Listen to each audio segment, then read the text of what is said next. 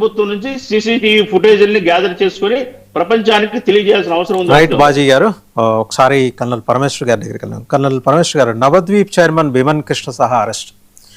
ఇతను ఏంటి, TMC leader, సహాయ సామాగ్రిని దోచుకోవటం, లంచాలు. ఇతనితో పాటు ఇంకొక హల్దియాలో జరిగిన ఉద్యోగ కుంభకోణానికి సంబంధించి టీఎంసీ నాయకుడు తిలక్ కుమార్ చక్రవర్తి అరెస్ట్. ఆయన ఇప్పుడు జైల్లో ఏదో వేరే ఉద్యోగం ఇచ్చారు, ఈ రాళ్ళు కొట్టడం ఆ ఉద్యోగం ఇచ్చారు, చేస్తున్నట్లు వస్తాం. నెక్స్ట్ టీఎంసీ లీడర్ ఇంకొక ఆయన జయప్రకాష్ మజుందార్, ఆయన అయితే పోలీస్ వ్యాన్ నుంచి నేను దిగను, నా అభిషేక్ బెనర్జీని కొట్టినట్టు నన్ను కూడా కోడిగుడతో కొడతారు.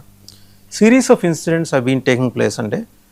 అండ్ ఇందాక బాజీ గారు ఒక విషయం ప్రస్తావన చేశారు, ఏంటంటే ఇంటరాగేషన్ అనేది ఇక్కడే జరగాలి.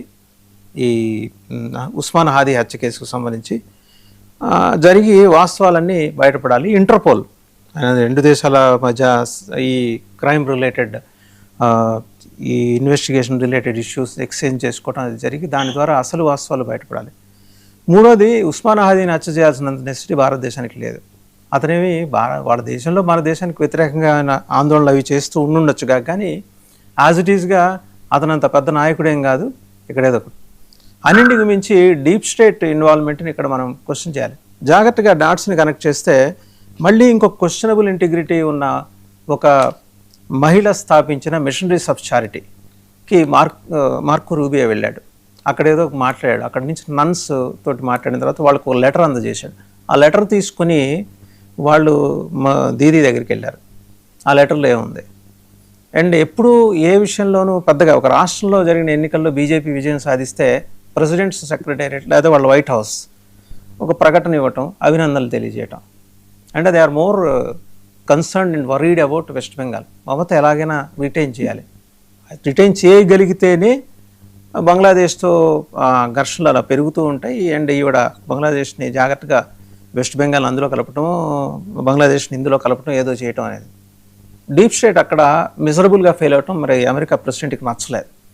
ఇవన్నీ డాట్స్ అండి, మనం కనెక్ట్ చేస్తే కానీ అసలు అవుట్కమ్ రాదు. చైనా కూడా సైలెంట్ ప్లేయర్ ఇక్కడ. ఎందుకంటే చేసేదేదో కాగల కార్యం గంధర్వుడు తీరుస్తున్నట్టు అమెరికా చేస్తుందిగా, మనకెందుకని గమ్మును కూర్చుంది. చైనాకు కూడా అవసరం బంగ్లాదేశ్ ద్వారా భారత్లో అసిస్టెన్స్ సృష్టించడం. వీళ్ళందరికీ టూల్ ఎవరు, మమతా బెనర్జీ. ఇప్పుడు ఇవన్నీ ఎఫ్ఐఆర్లు అక్కడ మీరు సిలిగురి పోలీస్ స్టేషన్లో ఒక ఎఫ్ఐఆర్ ఫైల్ అయింది, దేశద్రోహం పెట్టమంటున్నారు. దేశద్రోహం అనేది ఒక్క సెక్షన్ సరిపోదేమో. మల్టిపుల్ పాయింట్స్ తీశారండి. అయితే ఒకటి దేశద్రోహం అనే సెక్షన్ లాస్ట్ పాయింట్ వస్తాయి. దేశద్రోహం అనే section first point, Mamata Banerjee గారు చేసిన comment is directly under national security act, which means దేశద్రోహం సెక్షన్ పడాలి ఆవిడ మీద.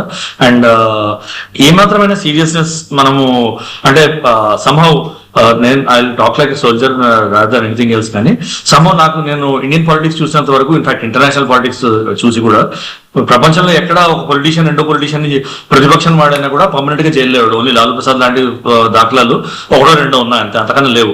కేసులు నడుస్తూనే ఉంటాయి, ఏడాది పబ్లిక్ మెమరీలో కొత్త స్కామ్లు వస్తాయి, మళ్ళీ ఓట్లు యుద్ధం జరుగుతుంది, అట్లా నడుస్తూనే ఉంటుంది. So if there is any meaningful investigation, and ఇదే మాట నాన్ పొలిటికల్ మనిషి ఎవరైనా ఉంటే ఈ పార్టీకి జైల్లో ఉండేవాడండి. Just because it is Mamata Banerjee, just because it is a VIP, ఆవిడ ఇంకా బయట తిరుగుతుంది. And I'm very very clear in this. నేను pro BJP, anti BJP, pro Congress, anti Congress ఎట్లా మాట్లాడాను. I'm talking about pro India. ఇదే కమెంట్ నేను చేస్తుంటే నేను జైల్లో ఉండేవాడిని. పబ్లిక్ లోకి వెళ్ళి నేను జైల్లో ఒక ఆర్టికల్ రాస్తుంటే ఒక న్యూస్ పేపర్ లో, సరే పబ్లిక్ లోకి వెళ్తే నేను వెళ్తే ఎవరు వింటారు, కానీ పబ్లిక్ లో వచ్చి వినడానికి కూడా నాకు పబ్లిక్ స్టాండింగ్ ఉండాలి.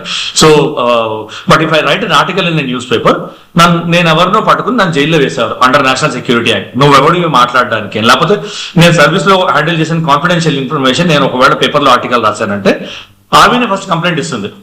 వీడు నేషనల్ సెక్యూరిటీకి విరుద్ధంగా మాట్లాడుతున్నాడు, వీడిని మీరు కంట్రోల్లో తీసుకోండి. Army will not have any control, retired person కాబట్టి army will not control him under army act. మీరు నేషనల్ సెక్యూరిటీ యాక్ట్ కింద మీరు ఏం యాక్షన్ తీసుకోవాలో తీసుకోండి అని ఆర్మీ చేతులు ఎత్తేస్తుంది. అలాంటిది ఒక ఎక్స్ చీఫ్ మినిస్టర్ ఎంత రెస్పాన్సిబుల్ గా ఉండాలి, ఎందుకు మాట్లాడింది ఆవిడ? ఎఫ్ఐఆర్ తోనే కాదు, she should be put in jail and it has to be investigated. ఎంతవరకు ఎందుకు చేసింది ఆవిడ, వాట్ ఈస్ అవర్ మోటివ్ అనేది ఒకటి చేయాలి. సెకండ్లీ మీరు అన్నది వేరే వచ్చారంటే డీప్ స్టేట్ గురించి. వరల్డ్ అఫైర్స్ మీరు చూసారంటే ever since the break down of, ఇంకా మీరు ముందు నుంచి కూడా చూడొచ్చు, 1907 నుంచి కూడా చూడొచ్చు, break down of various governments, regime changes అవన్నీ యూఎస్ఏ ముందు నుంచి నడుపుతుంది. అయితే regime change is a state policy, unmentioned state policy, US state, and that is driven through deep state and dirty money. So వాళ్ళు ఏం చేస్తారంటే ప్రపంచంలో ఇప్పటిదాకా మీరు చూసారంటే హిస్టరీలో ఈ శతాబ్దం అంటే మీరు కొంచెం 1901 నుంచి తీసుకున్నారంటే 1907 నుంచి తీసుకున్నారంటే శతాబ్దం ప్లస్ 120 సంవత్సరాల్లో almost 64 regime change operations attempt చేసింది యుఎస్ఏ. దానిలో if I'm not mistaken 42-43 successful అయ్యాయి. One of the failed attempts Iran regime change operation, Iran లో ట్రై చేశారు, అవ్వలేదు. సో అలాంటిది ఇండియాలో కూడా జరుగుతుంది. మీరు మోడీ మీద claimed assassination attempt in the SCM meet అవ్వచ్చు, పుతిన్ గారి కార్లో 45 minutes స్పెండ్ చేసిన టైం అవ్వచ్చు, లేకపోతే పంజాబ్ రోడ్ మీద ఆయన్ని బ్లాక్ చేయడం కావచ్చు, and there are multiple other blocks which will not come out because it is once again issue of national security. కొన్ని బయటకు వచ్చేసి మనం మాట్లాడుతున్నాము. సో అండ్ ఏ పొలిటికల్ లీడర్ ఏ దేశంలో అయినా కూడా పెద్దగా అవుతున్న కొద్దీ అది USA threat. So they will not like it, వాళ్ళు రీప్లేస్ చేయడానికి ట్రై చేస్తారు. And that is through promoting unrest in various. మీరు చూసారంటే స్ట్రాటజీ చూసారంటే పాకిస్తాన్ లో అదే జరిగింది. ఇమ్రాన్ ఖాన్ రష్యాకి వెళ్ళొచ్చాడు, అగేన్స్ట్ అడ్వైజ్, నేను యుఎస్ అఫీషియల్ పేరు మర్చిపోతున్నాను, ఆయన అడ్వైజ్ కూడా చేశాడు మీరు రష్యాకి వెళ్ళకండి అని. కానీ ఇమ్రాన్ ఖాన్ వెళ్ళాడు. పాకిస్తాన్ డెవలప్ కావాలంటే మేము ఒకటి యుఎస్ఏతో కాదు లోకల్ గా ఉన్న దేశాలతో కూడా మేము ఫ్రెండ్షిప్ పెంచుకోవాలి అని వెళ్ళాడు. దాని తర్వాత కామెంట్ కూడా చేశాడు ఇమ్రాన్ ఖాన్, నేను వెళ్ళడం నచ్చలేదు చాలా మందికి, నా ఫ్యూచర్ అంటే నాకు తెలియదు కానీ this is right for Pakistan, నేను చేస్తానన్నాడు. దాని తర్వాత ఇమ్రాన్ ఖాన్ ఇప్పుడు మనిషి చూపు కూడా పోయింది, ఎంతవరకు బతుకున్నాడు, జీవోత్సవంలో బతుకున్నాడు లేకపోతే బతికే ఉన్నాడా లేదా అనేది కూడా తెలియదు. ఆ స్టేట్ లోకి వెళ్ళిపోయాడు ఆయన.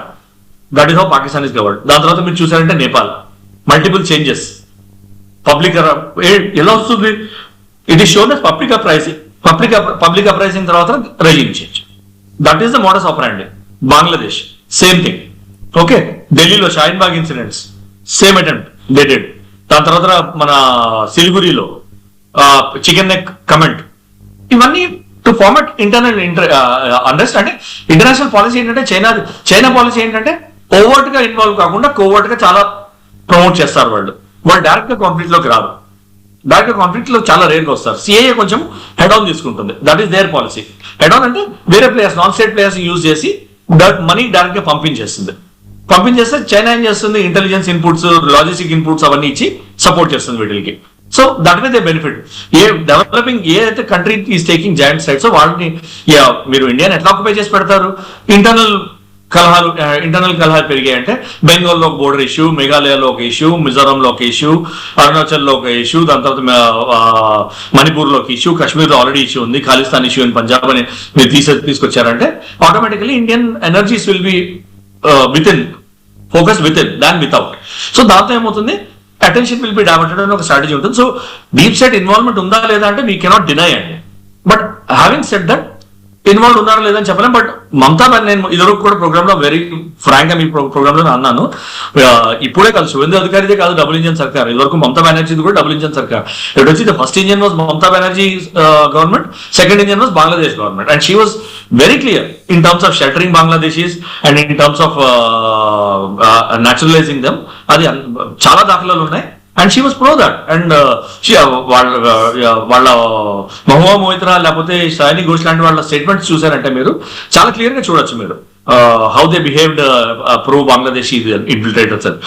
సో ఇన్వాల్వ్మెంట్ అయితే గ్యారంటీగా ఉంది. అండ్ డీప్ స్టేట్ ఎక్కడో ఇన్వాల్వ్ అయిందని మల్టిపుల్ ఇన్సిడెంట్స్ కూడా అయ్యాయి. మణిపూర్ లో వాళ్ళ ఆపరేటివ్ ఒకటి దొరికాడు, మాథ్యూ వాన్ డైక్ ఒకటి దొరికాడు, అమెరికన్ టెరెన్స్ జాక్సన్ ఒకడు బంగ్లాదేశీ 5-star హోటల్లో చంపబడి జరిగాడు. దాని తర్వాత సడన్ గా US embassy swooped in and within 24 hours ఆ బాడీని against all extradition policies, against all international policies బాడీని తీసుకెళ్ళిపోవడం జరిగింది. అవన్నీ జరిగాయి. అండ్ ఇక lastly just take 20 seconds and finish. మీరు లాస్ట్లీ ఇద్దరిని పట్టుకున్న వాళ్ళని అయితే సింపుల్ అండి, we should go by what the law of the land says. The law of the land is law of India says. If they are foreign nationals, they should be first governed by India's law. Aliens అంటాం, foreign nationals మనం వాళ్ళని మనకు ఆ దేశంలో పట్టుకుంటే we have to put them through. If they have done something illegal, first వాళ్ళ దగ్గర papers ఉన్నాయా లేదా, పేపర్స్ లేకపోతే they will go through that act. వాళ్ళు ఏమైనా ఇల్లీగల్ యాక్టివిటీస్ చేస్తున్నారా, they will have to go through that act. దాని తర్వాత ఇన్ఫిల్ట్రేట్ ఎందుకు చేశారు, దానివల్ల ఇన్వెస్టిగేషన్ జరగాలి. బంగ్లాదేశ్ లో మర్డర్ జరిగిందా లేదా అనేది it is not our domain. వాళ్ళు మర్డర్లో ఇన్వాల్వ్ ఉన్నారా లేదంటే మన డొమైన్ కాదు. మనకి ఇన్ఫర్మేషన్ మాత్రమే ఉంటుంది, మనకి ఎటువంటి ప్రూఫ్ ఉండదు. బంగ్లాదేశ్ ప్రూఫ్ ఇస్తే మనం ఇన్వెస్టిగేట్ చేయొచ్చు.